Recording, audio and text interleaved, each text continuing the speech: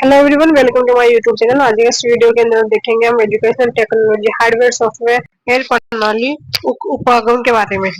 ठीक है, तो हम इसमें देखते हैं। इसमें आते हैं सबसे पहले। ठीक है, तो शैक्षिक तकनीकी शिक्षा और विज्ञान तथा तकनीकी के प्रभाव का अध्ययन करती है। संपूर्ण शिक्षा की प्रक्रियाओं को नियोजित एवं संगठित करने का कार्यान्वित करने तथा उनके प्रभाव को नियंत्रित एवं सुव्यवस्थित करने का वैज्ञानिक प्रयास शैक्षिक तकनीकी कहलाता है। शैक्षिक तकनीकी की कार्यात्मक परिभाषा में शैक्षिक तकनीकी के सैद्धांतिक तथा व्यवहारिक दोनों पक्षों को सम्मिलित किया जाता है। इसमें व्यवहारिक पक्ष को अधिक महत्व दिया जाता है। फिर GOM लीथ ने शैक्षिक तकनीकी सीखने सिखाने की प्रक्रिया की अधिगम की परिस्थिति से संबंधित वैज्ञानिक ज्ञान से प्रयोग से है, जिसके द्वारा शिक्षण प्रशिक्षण प्रक्रिया में सुधार लाया जा सकता है। शिवा के मित्रा शैक्षिक तकनीकी विद्या एवं वैज्ञानिक का विज्ञान तकनीक का विज्ञान है, जिनके द्वारा शिक्षण उद्देश्यों की प्राप्ति की जा सकती है। फिर है केनाथ रिचमंड।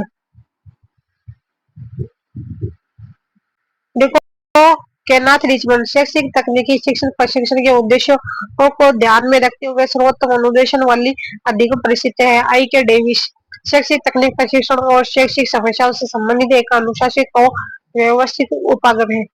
जेकोटा ब्लूमर शैक्षिक तकनीकी व्यवहारिक अधिगम के परिस्थितियों में वैज्ञानिक एवं तकनीकी का योग है। रॉबर्ट एक्स मानव को सिखाने की परिस्थिति में वैज्ञानिक प्रक्रिया के प्रयोग से शैक्षिक तकनीकी कहा जाता है। रॉबर्ट एम गे ने शैक्षिक तकनीक से तात्पर्य व्यवहारिक ज्ञान की सहायता से ऐसे प्रविधियों का विकास करना है जिससे विद्यालयों की शैक्षिक प्रणाली का प्रशिक्षण तथा शिक्षण का कार्य किया जा सके। फिर बाद के अंदर आ जाता है हेडन शैक्षिक तकनीकी शैक्षिक सिद्धांत एवं व्यवहार की वह शाखा है जो मुख्य सूचनाओं के उपयोग या योजनाओं से संबंधित होती है और सीखने की प्रक्रिया पर नियंत्रण रखती है। क्या होता है शैक्षिक तकनीकी का विकास? शिक्षण के क्षेत्र में तकनीकी की शुरुआत 19वीं शताब्दी से मानी जाती है। 1926 में अमेरिका की ओहियो यूनिवर्सिटी में सिडनी प्रेस ने शिक्षण के क्षेत्र में सर्वप्रथम मशीन का प्रयोग किया। 1954 में BF स्किनर ने शिक्षण पद्धति विक्रमित अधिगम लर्निंग प्रोग्राम का विकास किया।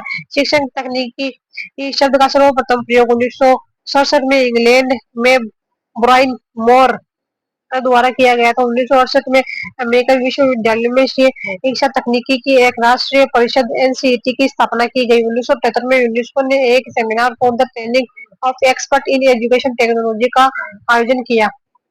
फिर बात के अंदर आता है उसके अलावा समय समय पर विभिन्न वैज्ञानिक Lumsden, blazer, Oliver ब्रम, Michel Davis आदि ने भी इस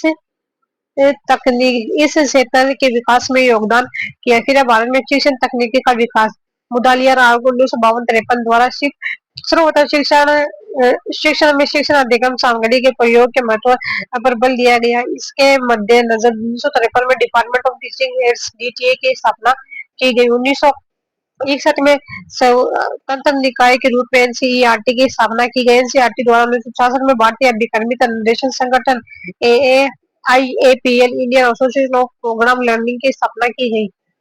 फिर बात के अंदर है 1973 में NCERT के अंतर्गत शिक्षा तकनीकी केंद्र CET centre of education technology की स्थापना की गई थी। 1983 में CET 1973 data department of teaching ads 1959 को मर्ज करके केंद्रीय शिक्षक प्रौद्योगिकी संस्थान science central institute of educational technology की स्थापना की। Site 1984 CET 1973 plus DTA 1959 CIET देश में शैक्षिक तकनीकी का प्रमुख केंद्र है, जिसका प्रमुख लक्ष्य शैक्षिक तकनीकी के उपयोग को प्रोत्साहित करना है। 1980 में इंसनेट लॉन्च किया गया। इसके संदर्भ में नई शिक्षण नीति 1986 में शिक्षण तकनीकी पर जोर दिया गया तथा उपग्रह आधारित रेडियो एवं दूरदर्शन टीवी का उपयोग शिक्षा के क्षेत्र में विस्तार किया गया। फिर NEP 1986 के संदर्भ में शैक्षिक तकनीकी के क्षेत्र में 1992 में प्रयोग ऑफ एक्शन तैयार किया गया तथा इसे शिक्षा के सभी स्तरों पर कार्यान्वित करके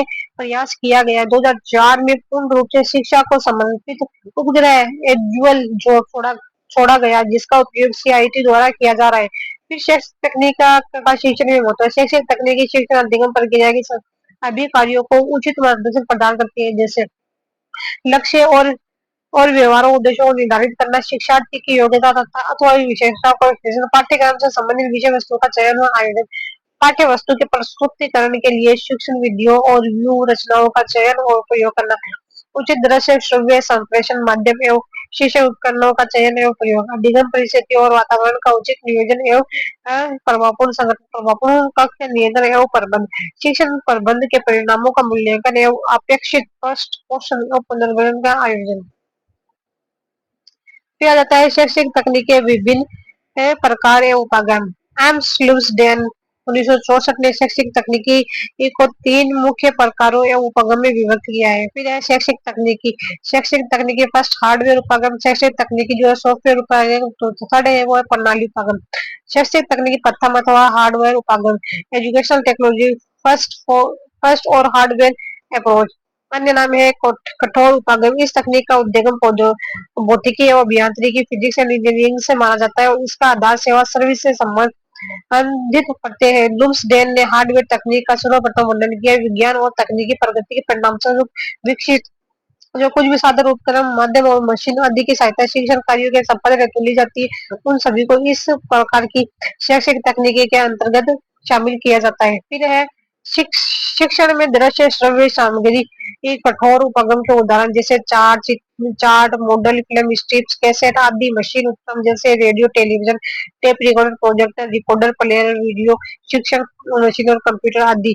कठोर शिल्प उपगम के अंतर्गत शिक्षण सहायक सामग्री पर विशेष जोर दिया जाता है। सिल्वरमैन के अनुसार इस प्रकार की शैक्षिक तकनीकों की शिक्षा में तकनीकी संपत्ति के अर्थ में प्रयुक्त होती है। सिल्वरमैन ने इसे सापेक्षिक तकनीकी रिलेटिव टेक्नोलॉजी नाम दिया है। इसमें मशीनों की तकनीकी पर जोर दिया जाता है। इसका विश्वास है कि ये मशीन अनुदेशन इंस्ट्रक्शन का कार्य करती है और इसका संबंध अनुदेशन के ज्ञानात्मक पक्ष से होता है। यह उपगम निम्नलिखित तीनों पर बल देता है। फिर आ जाता है ज्ञान का संचय करना, प्रिजर्वेशन ऑफ नॉलेज, फिर है ज्ञान का प्रसारण, ट्रांसमिशन ऑफ नॉलेज, फिर है ज्ञान का विस्तार, एडवांसमेंट ऑफ नॉलेज, फिर है शैक्षिक तकनीक की द्वितीय तथा अथवा सॉफ्टवेयर उपागम, एजुकेशन टेक्नोलॉजी सेकंड और सॉफ्टवेयर अप्रोच। अन्य नाम है कोमलिया मध्य उपागम। इस उपागम के जनक बीएफ स्किनर के माना जाता है। सॉफ्टवेयर उपागम का उद्गम अधिकतम मनोवैज्ञानिक से संबंधित व्यवहार पर ज्ञान माना जाता है। यह उपागम अधिगम के विज्ञान से संबंधित है जो अनुभव के आधार पर व्यवहार परिवर्तनों को समावेशित करता है। शिक्षण अधिगम के अंतर्गत चलने वाली पारस्परिक क्रिया शिक्षण विद्यार्थी व्यवहार अनुदेशन सामग्री और व्यवहार हर तकनीकी को इसमें शामिल किया जाता है। इस प्रकार शिक्षण अधिगम से संबंधित सभी प्रकार की क्रियाओं के संपादन और आदान प्रदान सॉफ्टवेयर के अंतर्गत आते हैं।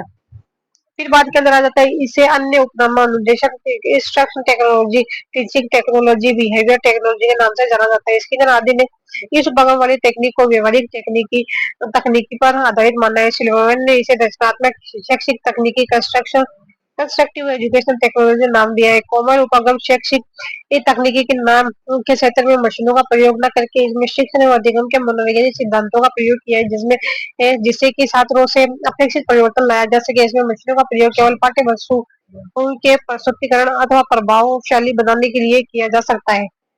फिर बाद में आ जाता है इस तकनीकी का समझ शिक्षा के इनपुट आउटपुट प्रदाता तथा प्रोसेस प्रक्रिया तीनों पक्षों से होता है। यह उपगम मूर्त से अमूर्त दोनों की ओर होता है। हार्डवेयर उपगम का तात्पर्य मशीनों से है, जबकि सॉफ्टवेयर उपगम का अधिगम सिद्धांतों से संबंधित है। शैक्षिक तकनीकी का प्रथम फिर है शैक्षिक तकनीकी प्रथम है द्वितीय परस्पर संबंधित है और एक दूसरे के पूरक किए जा सकते हैं। हार्डवेयर उपगम तब तक अनुपयोगी है जब तक इसमें सॉफ्टवेयर उपगम के प्रयोग। फिर जाता है कठोर शिल्प हार्डवेयर उपागम, फिर है समृद्ध कोमल शिल्य सॉफ्टवेयर। देखो चाक है और चाक का कार्य जिसे किया जाता है वो हो जाता है हमारा सॉफ्टवेयर। फिर ओवरहेड प्रोजेक्टर और हार्डवेयर है, ट्रांसपेरेंस सॉफ्टवेयर है जैसे slide projector, VCR monitor, computer, audio recorder, खाली कागज, ये सारे के सारे हार्डवेयर उपागम के अंदर आ जाते हैं। फिर आ जाते हैं सॉफ्टवेयर उपागम जैसे कि स्लाइड्स है, वीडियो प्रोग्राम है, कंप्यूटर प्रोग्राम है, रिकॉर्डेड सामग्री है, लिखित सामग्री है। फिर आता है कठोर तथा मृदुल उपागमों का वर्गीकरण। फिर श्रव्य जैसे कि रेडियो है, ट्रांजिस्टर है, टेप रिकॉर्डर है, और शिक्षण मशीन दृश्य हो जाएगा प्रोजेक्टर, एडी एडीआई स्कोप, फिल्म स्ट्रिप से, स्लाइड से, कंप्यूटर है, दृश्य सामग्री के अंदर आ जाएगा, फिल्म आ जाएगा, चलचित्र आ जाएगा, दूरदर्शन, टीवी और वीडियो टेप भी आ जाएगा, कॉमर्स सॉफ्टवेयर जैसे कि ग्राफिक्स है, चार्ट, ग्राफ, बार चित्र, पोस्टर्स, पुस्तकें, फिर आ जाएगा प्रदर्शन चौक है, फिर बोर्ड कार्ड है, बुलेटिन बोर्ड सूचना है, आरेख तथा चित्र है, त्रिआयामी में का जाएगा प्रतिमान मॉडल वास्तविक प्रदर्शन और नमूने। फिर आ जाएगा शैक्षिक तकनीकी के रूप देखना है हमें देखे forms of educational technology. First आ जाती है इसमें टीचिंग टेक्नोलॉजी, सेकेंड आ जाती है इंस्ट्रक्शन टेक्नोलॉजी, थर्ड आ जाती है बिहेवियर टेक्नोलॉजी और फोर्थ आ जाती है इंस्ट्रक्शन डिजाइन। तो फर्स्ट है शिक्षण तकनीकी टीचिंग टेक्नोलॉजी। शिक्षण तकनीकी का समझ शिक्षण प्रक्रिया को वैज्ञानिक दृष्टिकोण अपनाते हुए व्यवस्थित करके इससे अधिक प्रभावी मनोवैज्ञानिक व्यवहारिक तथा प्रयोगात्मक बनाना है। शिक्षण तकनीकी शैक्षिक तकनीकी का वह रूप उप प्रणाली है जिसमें के माध्यम से एक शिक्षक कम से कम समय में कम शक्ति लगाकर अधिक से अधिक प्रभावी ढंग से अपने शिक्षण उद्देश्यों की प्राप्ति में सफलता प्राप्त करता है। कहा जाता है शिक्षण एक वैज्ञानिक प्रक्रिया है जिसके दो प्रमुख तत्व है, पाठ्य वस्तु कंटेंट और कक्षा संप्रेषण क्लास कम्युनिकेशन होता है। शिक्षण तकनीकी के माध्यम से इन दोनों तत्वों के मध्य संबंध स्थापित किया जाता है कि शिक्षण तकनीकी द्वारा ज्ञानात्मक कॉग्निटिव भावात्मक अफेक्टिव साइकोमोटर तीनों प्रकार के उद्देश्यों को प्रभावशाली रूप से प्राप्त किया जा सकता है। इसमें शिक्षण के तीनों स्तर स्मृति बोध चिंतन शामिल होते हैं। शिक्षण तकनीकी शिक्षण के नियोजन व्यवस्थापन मार्गदर्शन तथा नियंत्रण में तारतम्य स्थापित करती है। फिर अनुदेशात्मक तकनीकी इंस्ट्रक्शन टेक्नोलॉजी शिक्षण अधिगम प्रक्रिया में जब मनोवैज्ञानिक तथा वैज्ञानिक सिद्धांतों का समावेशन हो जाता है तब वह अनुदेशन तकनीकी कहलाने लगती है। किया जाता है अनुदेशन तकनीकी का प्रमुख कार्य सूचनाएं प्रदान करना। अनुदेशन तकनीकी शैक्षिक तकनीकी की वह शाखा जो हमें शिक्षण सामग्री तथा अन्य श्रव्य दृश्य सामग्री के सही उपयोग के विषय में सैद्धांतिक तथा व्यवहारिक दोनों प्रकार की सूचनाएं प्रदान करती है। किया जाता है अनुदेशन तकनीक का एक ऐसा विषय जो उपलब्ध साधनों के संदर्भ में स्थानीय आवश्यकता की पूर्ति करता तथा छात्रों में विशेष व्यवहार परिवर्तन बिहेवियर मॉडिफिकेशन करता है। अनुदेशात्मक तकनीकी एक विशेष शिक्षण अधिगम परिस्थिति में निर्धारित अनुदेशात्मक उद्देश्यों की प्राप्ति में उचित सहायता प्रदान करने में भूमिका निभाती है, अर्थात वह तकनीकी जिसके द्वारा अनुदेशात्मक प्रक्रिया को सही दिशा व दशा प्रदान करने का कार्य किया जाता है अनुदेशात्मक तकनीकी कहलाती है। फिर बाद में आ जाता है अनुदेशात्मक तकनीकी के माध्यम से ज्ञानात्मक उद्देश्यों को अधिक प्रभावी तरीके से प्राप्त किया जा सकता है। इसके माध्यम से अनुदेशात्मक सिद्धांतों का निर्माण किया जाता है। अनुदेशन तकनीकी सही से अभिकर्मित प्रोग्राम स्ट्रक्चर का उद्भव हुआ है जिसके माध्यम से छात्र अपनी व्यक्तिगत विविधताओं के आधार पर अधिगम कर सीखते हैं। यह कक्षा परिस्थितियों में उनके व्यवहार टर्मिनल बिहेवियर का मूल्यांकन करती है। यह शिक्षकों के अभाव में भी शिक्षण प्रक्रिया जारी रखती है। अनुदेशन तकनीक का एक शिक्षण कला है। फिर बाद में आ जाता है व्यवहार और तकनीकी बिहेवियर टेक्नोलॉजी व्यवहारजन्य तकनीकी शिक्षित तकनीकी का वह रूप या उप प्रणाली है जिसके द्वारा विद्यार्थियों के व्यवहार का इच्छित दिशा और दिशा में परिमार्जन तथा निरूपण मॉडिफिकेशन एंड शेपिंग करने के प्रयत्न किए जाते हैं। यह एक मनोवैज्ञानिक केंद्र विचारधारा है। ये व्यवहार तकनीकी इस बात पर जोर देती है कि किस प्रकार से सीखने और सिखाने के मनोवैज्ञानिक सिद्धांतों का प्रयोग किया जाए जिससे कि छात्र में अपेक्षित व्यवहार परिवर्तन आए। व्यवहार तकनीकी का प्रमुख उद्देश्य सीखने की प्रक्रिया का परिमार्जन करना है जिससे कि छात्रों में सरलता से वांछित उद्देश्यों के अनुकूलन व्यवहार परिवर्तन किया जा सकते हैं। यह तकनीकी शाब्दिक और अशाब्दिक वर्बल और नॉन वर्बल दोनों प्रकार के व्यवहारों के अध्ययन तथा परिमार्जन करती है। फिर बाद में होता है व्यवहार तकनीकी का प्रमुख लक्ष्य कक्षागत व्यवहार में वांछित परिवर्तन लाना है। यह मनोवैज्ञानिक सिद्धांतों का शिक्षण प्रशिक्षण के क्षेत्रों में प्रयोग करती है तथा शिक्षण का वैज्ञानिक ढंग से मूल्यांकन करती है। यह ज्ञानात्मक क्रियात्मक दोनों तरह के उद्देश्यों की पूर्ति में सहायक है। फिर है अनुदेशन प्रारूप इंस्ट्रक्शनल डिजाइन।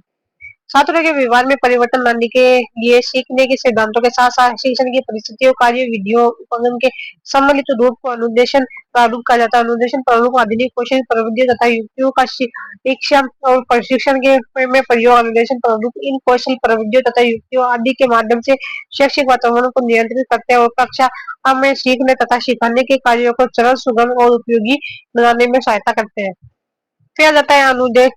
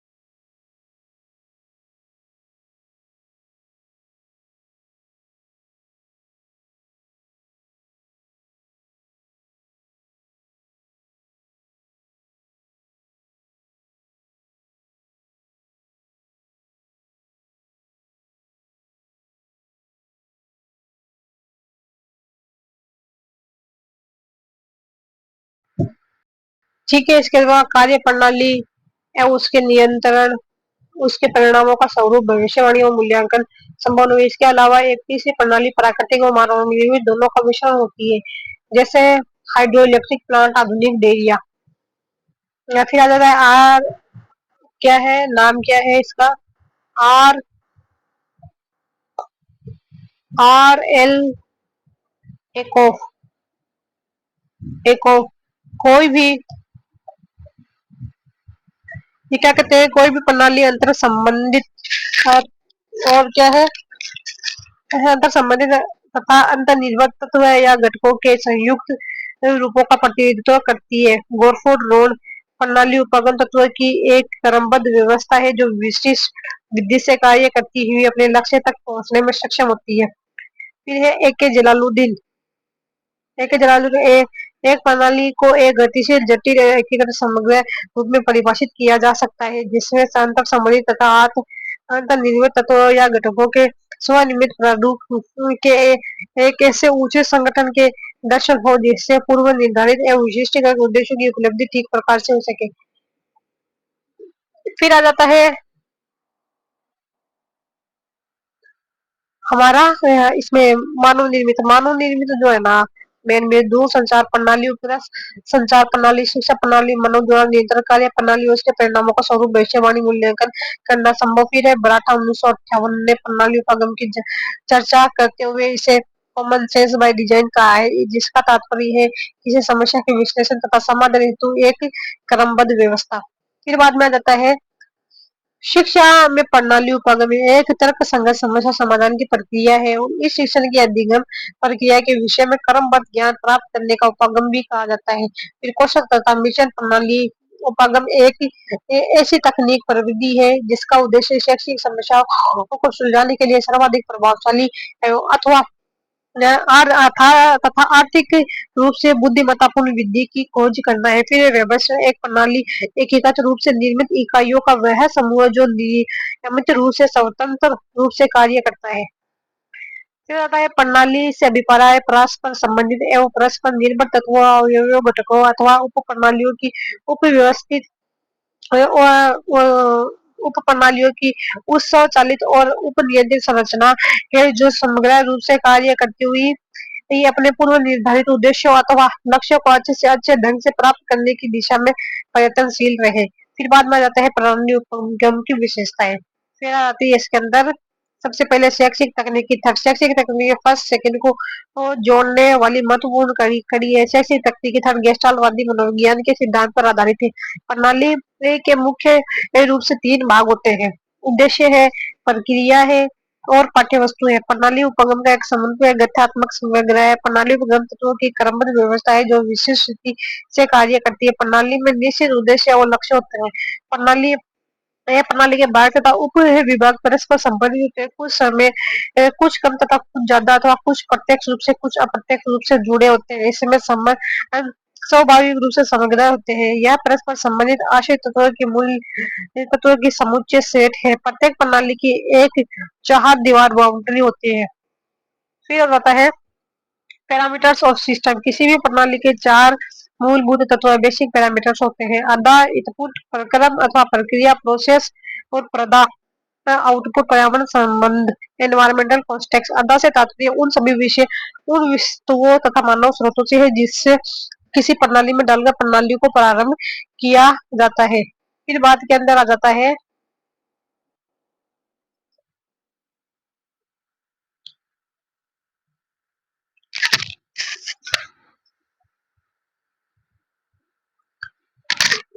किया जा सकता है, जैसे कि जैसे कच्चा माल, मशीन, उपकरण, कामगार आदि। प्रक्रम या प्रक्रिया वह सब कुछ है जो एक प्रणाली के अंतर्गत संपन्न होता है। फिर पर्दा वह सब कुछ जो एक प्रणाली के द्वारा उत्पादित होता है। पर्यावरण संदर्भ से अभिप्राय भौतिक और सामाजिक परिवेश संबंधी उन स्थितियों, तत्वों और सीमाओं से है जिसके अंतर्गत एक प्रणाली कार्य करती है, जैसे कि वातावरण है, जैसे कि आधा है, फिर प्रक्रिया, फिर पर्दा। फिर बाद के अंदर आ जाता है प्रणाली प्रणालियों का उपागम को प्रणाली संप्रत्य प्रणाली संपत्ति और मूलभूत तत्व बेसिक पैरामीटर्स पर आधारित एक तकनीक के रूप में समझा जा सकता है, जिसे प्रणाली के पूर्व निर्धारित उद्देश्य एक कुशलता, बुद्धिमत्ता और मित्रवता ढंग से प्राप्त करने के लिए प्रयुक्त किसी एक प्रणाली को अच्छी तरह समझने के बारे में निश्चित भविष्यवाणी करने और ठीक तरह नियंत्रित करने में काम में लाया जा सकता है। फिर बात के अंदर आ जाता है, इस उपगम में किसी समस्या को उसके समग्र रूप से देखा और समझा जा सकता है, उसके हल के लिए निम्न बातों को ध्यान में रखते हुए यथोचित प्रयत्न किए जाते हैं। मेरे पूर्व निर्धारित उद्देश्य विशेष सेकंड है, विशेष पर्यावरणीय परिस्थितियों और सीमाओं के अंतर्गत कार्य कर रही ही एक समग्र प्रणाली अथवा उसकी उप प्रणालियों और यौगिकों की भूमिका है। फिर इस प्रकार प्रणाली उपगम किसी प्रणाली के संगठन, उत्पादन और उसकी प्रक्रिया या पर उचित नियंत्रण रखने पर जोर देता है और इस कार्य में पूरी सहायता भी करता है। फिर बाद में आ जाता है, प्रणाली उपगम का उद्देश्य अपनी समष्टियों आधा प्रकरण पर्दा और प्रणालीय सीमाओं के बीच इस प्रकार आवश्यक संतुलन बनाए रखना है, जिससे प्रणाली के उद्देश्यों को अत्यंत प्रभावपूर्ण ढंग से प्राप्त किया जा सकता है। फिर प्रणाली उपगम की पद्धतियां, मेथड ऑफ सिस्टम अप्रोच। फिर प्रणाली अभियांत्रिकी, सिस्टम इंजीनियरिंग, प्रणाली विश्लेषण, सिस्टम एनालिसिस, प्रणाली उपगम, सिस्टम अप्रोच है, ऑपरेशन रिसर्च है, ऑपरेशन शोध, ऑपरेशन रिसर्च। फिर प्रणाली उपगम के पद, प्रणाली उपगम के अंतर्गत निम्नलिखित 3 पदों का समावेश होता है: प्रणाली विश्लेषण, प्रणाली प्रारूप एवं विकास, प्रणाली संचालन एवं मूल्यांकन। फिर आता है प्रणाली विश्लेषण, सिस्टम एनालिसिस। इसमें प्रणाली की आवश्यकताओं, साधनों, तत्वों की पहचान और संगठन और उनके कार्यों और प्रक्रियाओं का विश्लेषण किया जाता है। प्रणाली विश्लेषण का विचार जीव विज्ञान, बायोलॉजी विषय से आया है। एक प्रणाली के निर्माताओं को निम्न बातों का वर्णन करता है। कहता है प्रणाली किन उद्देश्यों और समस्याओं को लेकर आगे बढ़ रही है, प्रणाली के तत्वों की पहचान और उनका संगठन, प्रणाली के लिए उपलब्ध साधन मानवीय और भौतिक क्या है, प्रणाली, उप प्रणाली और वातावरण के संदर्भ में चलने वाली परस्पर अंतक्रियाओं का क्या स्वरूप है, प्रणाली ये के प्रारूप में कार्य, प्रणाली के उद्देश्य के संदर्भ में किन किन बाधाओं का सामना करना पड़ सकता है, इसका पूर्वानुमान एवं वर्णन करना आदि है। फिर आता है प्रणाली प्रारूप एवं विकास, सिस्टम डिजाइन एंड डेवलपमेंट। इस दूसरे पद में उस विश्लेषण का लाभ उठाते हुए संश्लेषण प्रक्रियाओं को अपनाया जाता है तथा प्रणाली की संरचना संबंधी सभी आवश्यक पक्षों पर ध्यान देकर उसका सर्वोत्तम रूप में विकास किया जाता है। इस पद प्रणाली निर्माता की कुछ मुख्य गतिविधियां अग्रांकित है: विद्यार्थी के पूर्व व्यवहार को पहचानना, प्रणाली के उद्देश्यों का स्पष्ट निर्धारण, उचित व्यक्ति युक्तियों, व्यूह रचना, उपागम एवं विधियों का चयन, आधा पर्दा आधा प्रक्रम पर्दा और पर्यावरण सीमाओं को ध्यान में रखते हुए प्रणाली की को अच्छी तरह व्यवस्थित करने के लिए उपयुक्त प्रयत्न। फिर प्रणाली संचालन एवं मूल्यांकन, सिस्टम ऑपरेशन एंड इवोल्यूशन। वास्तविक रूप में एक प्रणाली के अंतर्गत जो कुछ भी कार्य प्रणाली के उद्देश्य की पूर्ति के लिए होता है, उसका संचालन इस व्यवस्था में संबंधित है। फिर जाता है इस पद का दूसरा कार्य मूल्यांकन को लेकर प्रणाली के द्वारा पूर्व निर्धारित लक्ष्यों अथवा उद्देश्यों की पूर्ति की सीमा तक हुई है, उसके संचालन व्यवस्था को लेकर क्या क्या कठिनाइयां सामने आई, मानवीय युक्तियां, तकनीकी विधियां आदि की सीमा तक सफल रही है, इन बातों पर उचित निर्णय लेकर पर्याप्त प्रतिपुष्टि प्रदान करना और प्रणाली के प्रारूप है उसकी कार्य प्रणाली में आवश्यक परिवर्तन और परिमार्जन लाना ही इस मूल्यांकन का प्रमुख उद्देश्य होता है। शिक्षा क्षेत्र में प्रणाली उपगम के प्रयोग संबंधी सोपान, सिस्टम सिस्टम अप्रोच और टू एजुकेशन, समस्या विशेष की पहचान या जानकारी, उद्देश्यों का निर्धारण, उद्देश्य की पूर्ति हेतु किए जाने कार्य का विश्लेषण। फिर आता है प्रणाली विश्लेषण निर्धारण, उद्देश्यों के परिप्रेक्ष्य में प्रणाली पर्दा तथा उपलब्ध वातावरण संसाधन ने परिजन्यों का विश्लेषण, प्रणाली प्रारूप एवं विकास, वैकल्पिक व्यूह रचना या रणनीति अपनाते हुए किसी विशेष प्रणाली के रूप को अपनाना अथवा उपलब्ध रूप में कोई सुधार लाकर उसका उपयोग करना, आधा प्रक्रिया तथा वातावरणीय परिस्थितियों का उचित नियोजन एवं उन्नयन, वर्तमान परिस्थितियों में किसी उचित हल का चयन या खोज, वर्तमान परिस्थितियों में चलित समाधानों का उपयोग में आना, निर्धारित उद्देश्यों के संदर्भ में जो कुछ भी शैक्षिक प्रयत्न किए गए हैं उनकी निष्पत्ति एवं मूल्यांकन, वांछित सुधार एवं उन्नयन हेतु मूल्यांकन के परिणामों का यथार्थ प्रतिपुष्टि और पुनर्बल प्रदान करने हेतु उपयोग करना। फिर आता है जैसे विद्यार्थी, प्रशासन, शिक्षक, सामग्री, औपचारिक या अनौपचारिक शिक्षा के लिए। फिर आ जाता है प्रोसेस, प्रक्रिया, औपचारिक या अनौपचारिक शिक्षा प्रक्रिया। फिर आ जाता है शैक्षिक उद्देश्यों की प्राप्ति, शिक्षा प्रणाली की संरचना। फिर है इस अनुदेशन प्रणाली उपागम, इंस्ट्रक्शन सिस्टम ऑफ इसके प्रमुख बिंदु है अदा, विद्यार्थी विद्यार्थी है, अध्यापक है, पाठ्य वस्तु अथवा अनुदेशात्मक सामग्री है। फिर आता है प्रक्रम, अनुदेशात्मक विधियों व्यू रचनाओं उपागमों। फिर आता है पर्दा, आउटकम्स, अनुदेशात्मक प्रणाली को इस तरह नियोजित व्यवस्थित एवं नियंत्रित किया जाता है कि अदा और प्रक्रम समष्टि पैरामीटर का विश्व उचित तालमेल बिठाते हुए उपलब्ध साधनों, परिवेशों और परिस्थितियों के संदर्भ में निर्देशात्मक उद्देश्यों की प्राप्ति ठीक ढंग से ही होनी चाहिए। फिर पर्यावरणीय संदर्भ, एनवायरमेंटल कॉन्टेक्स्ट, विद्यार्थी और अध्यापक संबंध, प्रचार, अध्यापक संबंध, विद्यालय की व्यवस्था प्रबंध और अनुशासन, विद्यालय में उपलब्ध भौतिक वातावरण और परिस्थिति या विद्यालय और समाज के पारिस्थितिक संबंध, प्रशासनिक ढांच का विद्यालय पर प्रभाव, खेल कूद तथा अन्य पाठ्येतर क्रियाएं, पुस्तकालय, वाचनालय, अन्य सुविधाएं की व्यवस्था और इससे संबंधित परिवेश है। फिर आता है अदा, इनपुट, शिक्षक, विद्यार्थी, पाठ्य एक विषय वस्तु, निर्देशात्मक सामग्री। फिर प्रोसेस, अनुदेशात्मक विधियां, व्यू रचनाएं एवं उपागम। फिर आता है आउटपुट, अनुदेशात्मक उद्देश्य की प्राप्ति। फिर आता है अनुदेशात्मक प्रणाली की रचना। जलालुद्दीन ने अनुदेशात्मक प्रणाली को के सोपान की अवस्था बताई, उद्देश्य का निर्धारण करना, फॉर्मेशन और ऑब्जेक्टिव, विद्यार्थियों की परिशिष्ट व्यवहार का पूर्वानुमान, pre assessment of student entering behaviour. फिर प्रणाली का प्रारूप विकसित करना, design and developing the instructional system, अनुदेशन से संबंधित कार्यों का विश्लेषण, उपयुक्त विधियां, व्यू रचनाओं का निर्माण अथवा चुनाव, उपयुक्त विषय वस्तु अथवा अधिगम अनुभवों का चयन और आयोजन, अनुदेशात्मक प्रणाली से संबंधित प्रणाली और व्यक्तियों के कार्य और उत्तरदायित्वों का स्पष्ट विभाजन करना। फिर क्रियान्वयन और वास्तविक कार्य या अवस्था, ऑपरेशनल और इम्प्लीमेंटेशन, परिणामों अथवा प्रतिफलन का मूल्यांकन, इवेल्युएशन ऑफ द आउटकम्स। फिर आ जाता है प्रणाली Indian improvement of the systems. फिर इसके बाद के अंदर आ जाता है फिर आ जाता है सूचना संप्रेषण तकनीकी, information and communication technology, ICT. इसके बारे में हमको देखना है। देखो, जो सूचना तकनीकी और सूचना संचार तकनीकी के नाम से जाना जाता है, वर्तमान समय में सूचना प्रौद्योगिकी आईटी और सूचना एवं संचार प्रौद्योगिकी आईसीटी को अक्सर एक दूसरे के स्थान पर उपयोग किया जाता है। फिर सूचना एवं संप्रेषण तकनीक के तीन शब्दों से मिलकर के बना हुआ है, सूचना, इंफॉर्मेशन, संचार, कम्युनिकेशन प्रौद्योगिकी टेक्नोलॉजी। फिर रहता है सूचना जाती है, तकनीकी आ जाती है, और संप्रेषण जाती है, संप्रेषण तकनीकी। दोनों का मिलान जो होता है संप्रेषण और तकनीकी आ जाए। अब और जो सूचना और संप्रेषण का जो मिलान बिंदु है उसे हम कहते हैं सूचना संप्रेषण तकनीकी। फिर रहता है सूचना तकनीकी, सूचना तकनीकी आ जाता है सूचना और तकनीकी के बीच का जो होता है। फिर रहता है आईसीटी जो होती है ना, informational technology, radio TV internet mobile.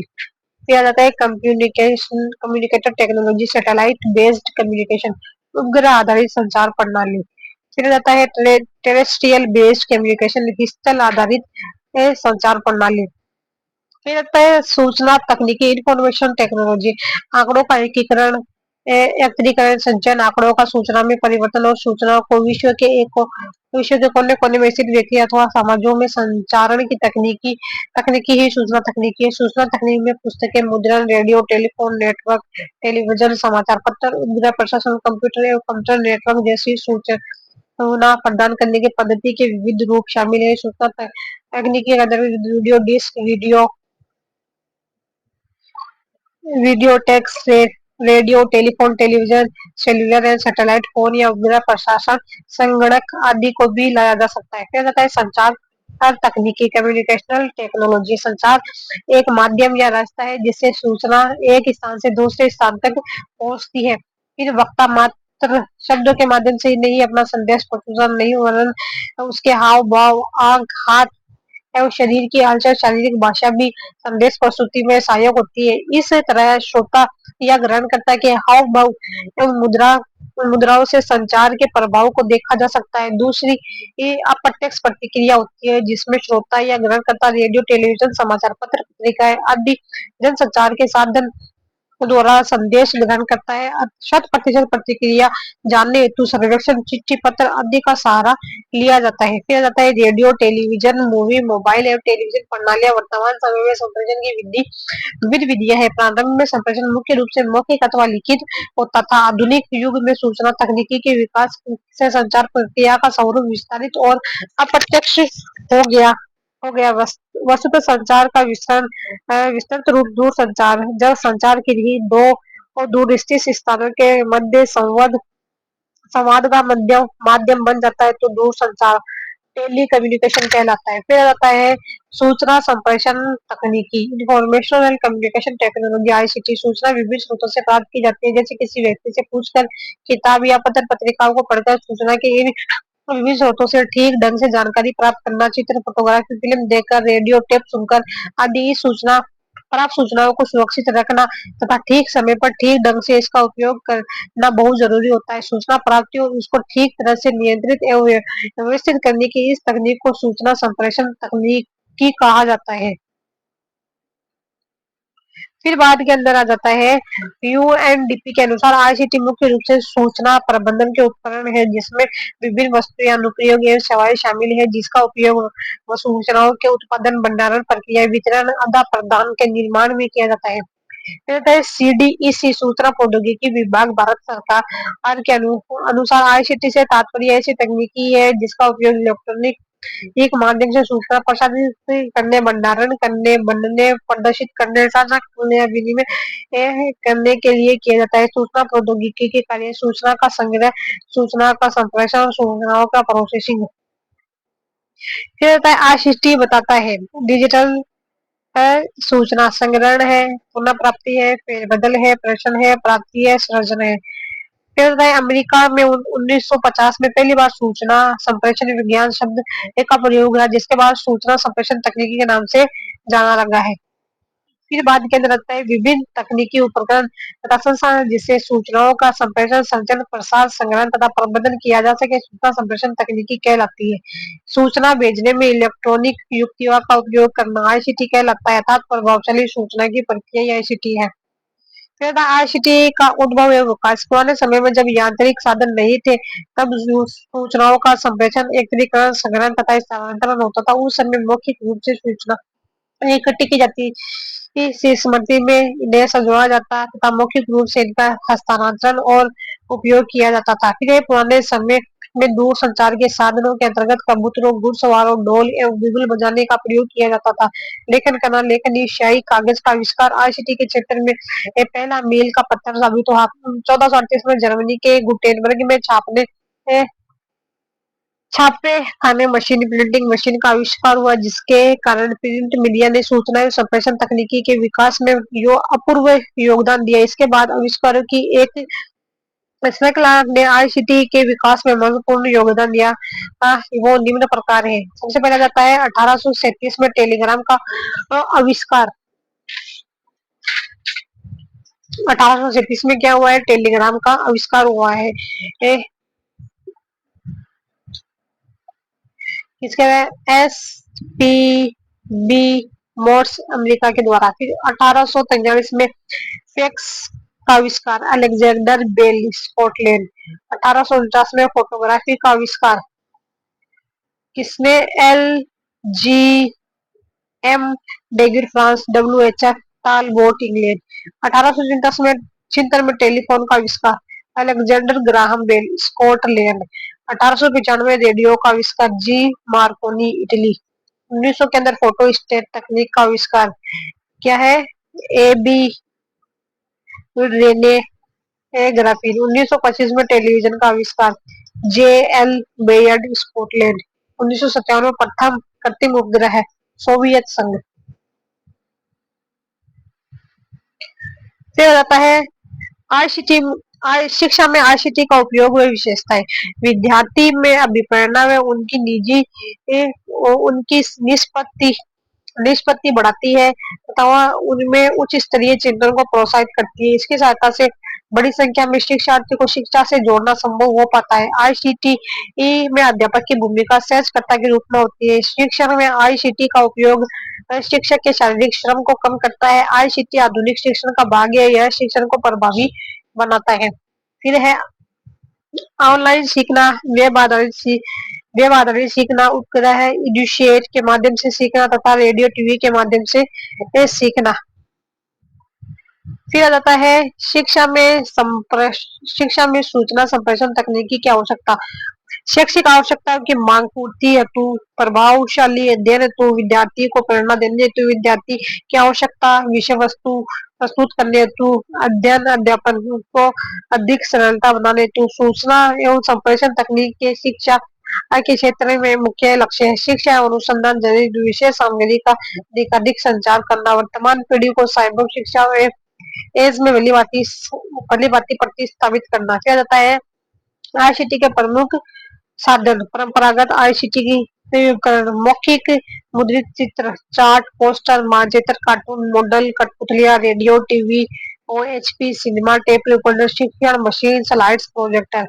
आधुनिक आईसीटी उपकरण है hardware, software, media, digital camera, PC, laptop, notebook, tablet, multi multimedia, projector, CD, DVD, internet, LAN, MAN, वेन, email, conferencing, video, e learning, virtual class recording. फिर है radio.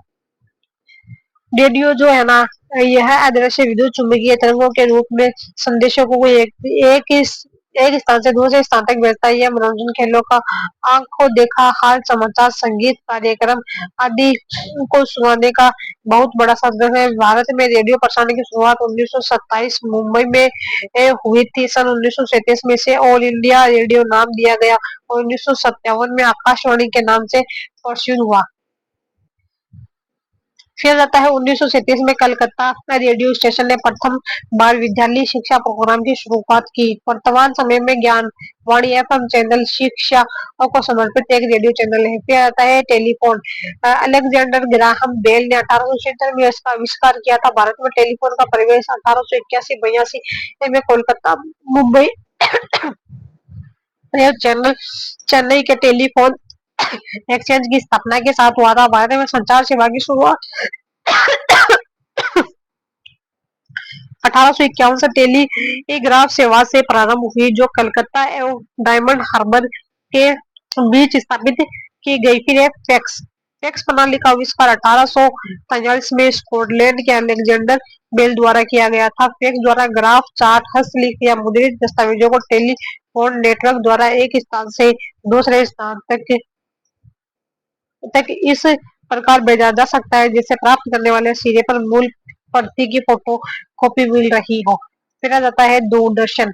Television का आविष्कार 1925 में John Logie bears Scotland द्वारा किया गया। इन्हें 26 जनवरी 1926 को विश्व का सफल टेलीविजन ऑपरेशन ब्रिटेन में करके दिखाया गया। भारत में 15 सितंबर 1959 को दिल्ली में टेलीविजन सेवा दूरदर्शन के नाम से आरंभ हुई थी। भारत की प्रमुख टीवी आधारित शैक्षिक पहल secondary school television SSTP satellite instructional television experiment STTTE 1975, IGNOU Doordarshan telecast 1991, ज्ञान दर्शन एजुकेशन चैनल 2000, फिर है एजुशेट 2004। फिर है ईमेल। ईमेल का जन्मदाता आर टॉमलिंसन है। पहला फ्री ईमेल सेवा का जन्मदाता समीर भाटिया, जिन्हें जून 1996 में हॉटमेल सेवा शुरू की। जिस प्रकार हम डाक द्वारा अपने पत्र को एक स्थान से दूसरे स्थान को भेजते हैं, उसी प्रकार अब कंप्यूटर द्वारा भी भेजे जाने लगे हैं। इस प्रणाली को इलेक्ट्रॉनिक मेल या ईमेल क्या नाम दिया गया। फिर है इंटरनेट। इंटरनेट विश्व के विभिन्न स्थानों पर स्थापित कंप्यूटरों के नेटवर्क को टेलीविजन लाइन की सहायता से जोड़कर बनाया गया एक अंतरराष्ट्रीय सूचना मार्ग है। इस पर एक स्थान से दूसरे स्थान तक सूचनाएं पलक झपकते ही पहुंच जाती है। इंटरनेट शब्द इंटरनेशनल नेटवर्किंग शब्द का संक्षिप्त रूप है। इंटरनेशनल आपस में जुड़े कंप्यूटर नेटवर्क की ग्लोबल संरचना है, जिसे सूचना जिसे सूचना राजपथ इंटरनेशनल हाईवे कहते हैं। फिर बाद के अंदर आ जाता है इंटरनेट इंटरनेट का प्रारंभ 1969 में अमेरिका रक्षा विभाग द्वारा ARPANET advance research project agency net के विकास से किया गया। भारत में इंटरनेट सेवा 15 अगस्त 1995 को विद्युत संचार निगम लिमिटेड बीएसएनएल ने शुरू की थी। 1990 में टीम बर्नस-ली ने बर्नस-ली द्वारा वर्ल्ड वाइड वेब WWW के आविष्कार के इंटरनेट को नया आयाम प्रदान किया गया। फिर है उपग्रह सैटेलाइट। उपग्रह वह पिंड या वस्तु है जो अंतरिक्ष में किसी दूसरी वस्तु या पिंडों की परिक्रमा करता है। आज इस समय पृथ्वी की परिक्रमा कर रहा वरातम कृत्रिम उपग्रह है। अंतरराष्ट्रीय अंतरिक्ष इंटरनेशनल स्पेस स्पेस स्टेशन है विश्व का पहला कृत्रिम उपग्रह स्पुतनिक प्रथम था, जिसे 1957 में सोवियत संघ द्वारा अंतरिक्ष में छोड़ा गया। भारत का प्रथम कृत्रिम उपग्रह आर्यभट्ट था, जिसे 1975 में सोवियत संघ की सहायता से अंतरिक्ष में छोड़ा गया। भारत में अंतरिक्ष कार्यक्रम का आरंभ 1962 डॉक्टर विक्रम साराभाई की अध्यक्षता में गठित भारतीय राष्ट्रीय अंतरिक्ष अनुसंधान समिति के गठन के साथ हुआ। इसरो भारतीय अंतरिक्ष अनुसंधान संगठन की स्थापना 15 अगस्त 1969 की गई थी। फिर आ जाता है सूचना एवं संप्रेषण तकनीकी अनुप्रयोग। विभिन्न क्षेत्रों में इसके अनुप्रयोग निम्नानुसार दर्शाए गए हैं। फिर ई शासन ई गवर्नेंस, इसे ई सरकार ई गवर्नमेंट, डिजिटल सरकार डिजिटल गवर्नमेंट, ऑनलाइन सरकार ऑनलाइन गवर्नमेंट या संबद्ध सरकार कनेक्टर गवर्नमेंट के नाम से भी जाना जाता है। विभिन्न तकनीकों के उपयोग द्वारा आमजन कारोबारियों या विभिन्न समूहों तथा तक सरकारी सेवाओं एवं निष्पादन डिलीवरी को बढ़ावा देना है और सरकार के प्रशासनिक कार्यों में सुधार लाना ई गवर्नेंस कहलाता है। भारत में ई गवर्नेंस के प्रारंभ को निम्न प्रकार दर्शाया जाता है। 1970 इलेक्ट्रॉनिक विभाग की स्थापना।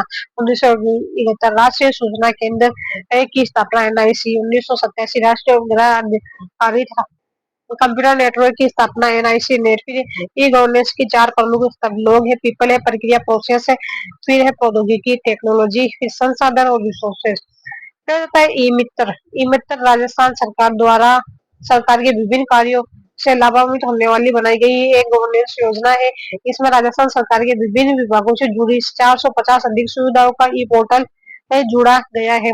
इन सुविधाओं का फायदा ई मित्र कियोस्क तथा ई मित्र मोबाइल ऐप के माध्यम से उठाया जा सकता है। इसके द्वारा प्रदान की जाने वाली सुविधाओं को जन्म, मृत्यु, अल्पसंख्यक, विकलांगता आदि विभिन्न प्रमाण पत्र, समाज कल्याण योजना या के लिए आवेदन, बिजली पानी बिल जमा करवाना आदि है।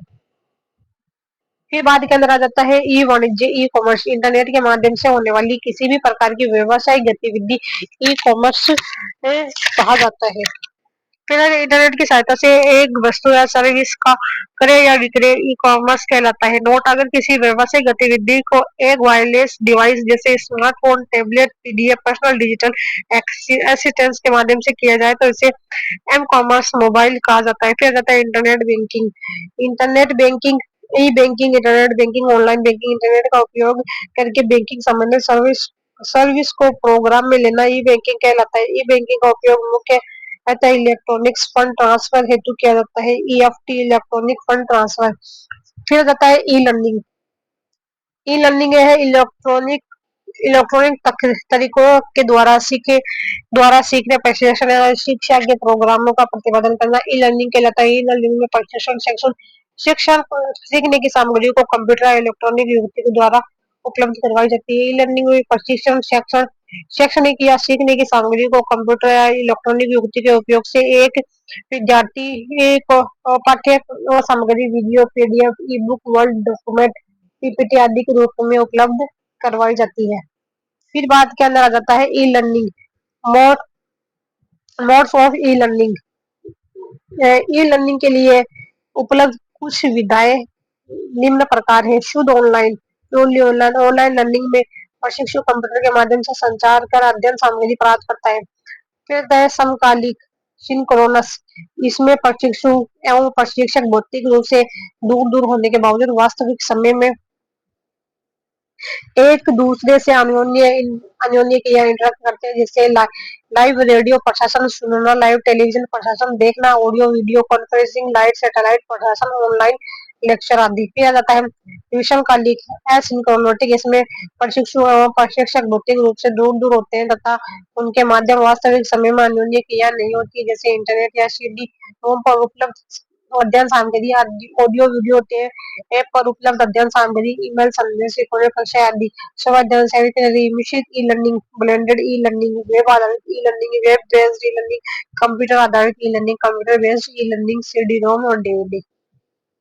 फिर आ जाता है डिजिटल इंडिया कार्यक्रम, डिजिटल इंडिया प्रोग्राम पर इसकी जो शुरुआत हुई थी ना वो 1 जुलाई 2015 से होती है। क्रियान्वयन विभाग DIT, department of electronics and information technology.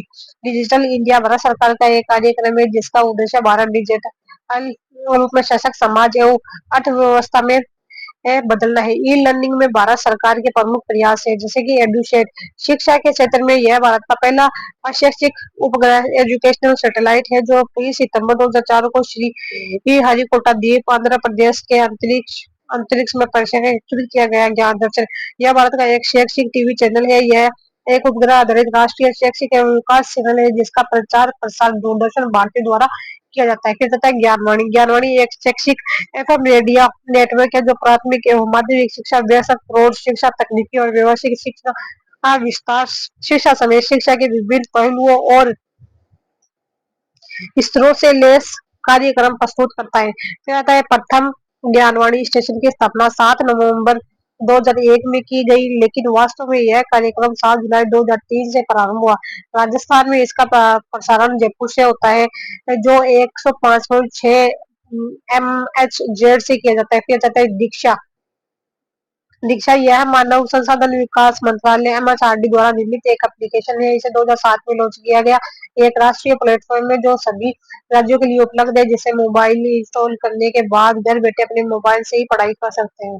दीक्षा का पूरा नाम digital infrastructure for knowledge sharing है। क्या जाता है NISHTHA, national initiative for school head and teachers holistic advancement. इसका उपयोग शिक्षकों को ऑनलाइन प्रशिक्षण के लिए किया जा रहा है। इसमें शिक्षक तथा विद्यार्थी दोनों के लिए शिक्षण निगम सामग्री अनेक भाषाओं में उपलब्ध है। फिर है ई पाठशाला ऐप।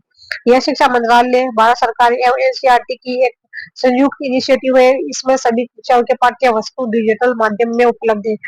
इसके अलावा इसके माध्यम में प्रदर्शनियों, मेले, कार्यशालाओं, प्रतियोगिता आदि में भाग लिया जाता है। फिर है मैसिव ओपन ऑनलाइन ई कोर्स मॉक वेब आधारित मुफ्त दूरस्थ शिक्षा कार्यक्रम में यह शिक्षा कार्यकारी शिक्षा और कर्मचारी विकास के लिए मुफ्त ऑनलाइन पाठ्यक्रम प्रदान करता है। फिर NME ICT, national mission on education through information and communication technology. मानव संसाधन विकास मंत्रालय के अंतर्गत उच्च शिक्षा विभाग सूचना और संचार प्रौद्योगिकी के माध्यम से शिक्षा पर राष्ट्रीय मिशन कार्यक्रम का संचालन कर रहा है। फिर बाद में जाता है इस कार्यक्रम का उद्देश्य देश में सभी शिक्षार्थियों को सर्वोत्तम गुणवत्ता वाली सामग्री निःशुल्क प्रदान करना है।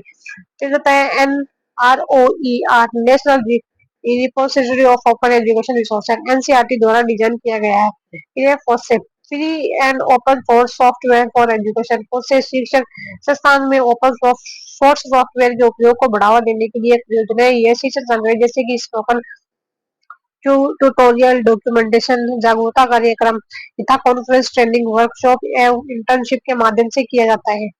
फिर आ जाता है NETF, national education technology forum, नई शिक्षा नीति 2020 एनईपी। इनमें स्वायत्त निकाय के रूप में एनईटीएफ में के गठन की बात कही गई है। इसका गठन तकनीकी के माध्यम से एक ऐसा मंच प्रदान करने के लिए किया जाएगा जहां विचारों के आधार पर स्कूल एवं शिक्षा के स्तर पर अधिगम, मूल्यांकन, योजना निर्माण, प्रशासन आदि गुणवत्ता बढ़ाई जा सके। एनईटीएफ का उद्देश्य राज्य सरकार, केंद्र सरकार के शिक्षण संस्थानों को नेतृत्व प्रदान करके प्रौद्योगिकी विकास, उपयोग, निर्णय लेने की सुविधा प्रदान करना है।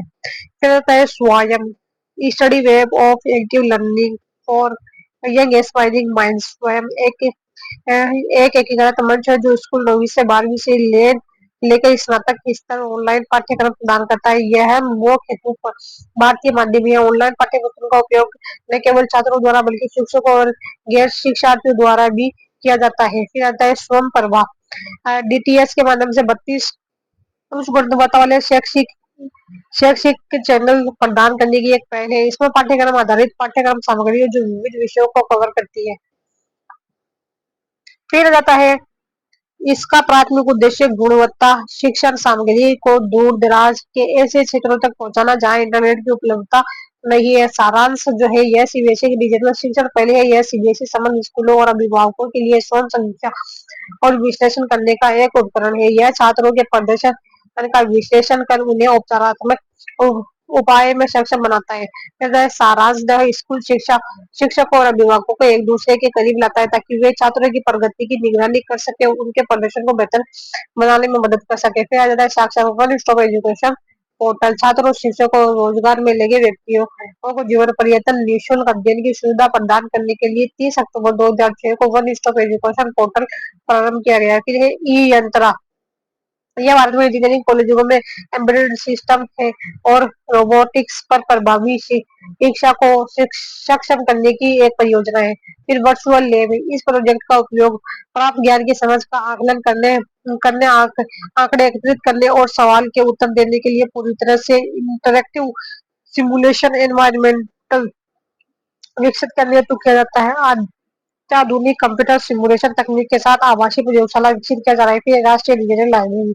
नेशनल डिजिटल लाइब्रेरी यह एक एकल खिड़की योजना और सुविधा सिंगल विंडो सर्च फैसिलिटी के तहत शिक्षा के संसाधनों के आभासी भंडार का एक ढांचा विकसित करने की परियोजना है। फिर त्वरित प्रतिक्रिया क्विक रिस्पॉन्स। छात्र शिक्षकों अभिभावकों और शिक्षकों को डिजिटल संसाधनों का उपयोग करने में सक्षम बनाने के लिए क्यूआर कोड बनाए गए हैं। फिर आ जाता है क्यूआर कोड।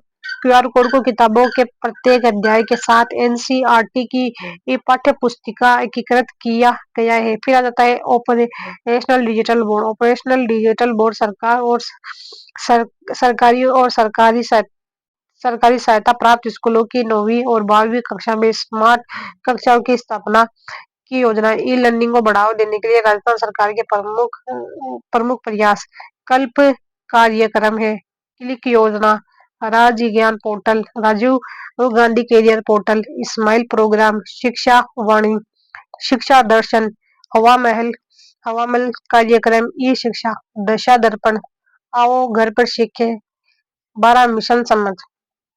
फिर आता है सोशल मीडिया।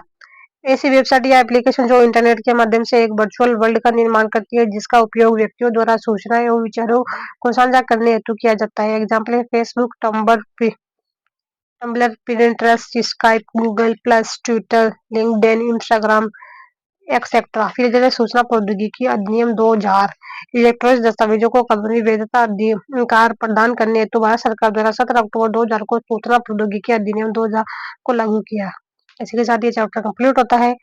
आगे का हम नेक्स्ट वीडियो के अंदर देखेंगे। तब तक के लिए बाय बाय, टेक केयर।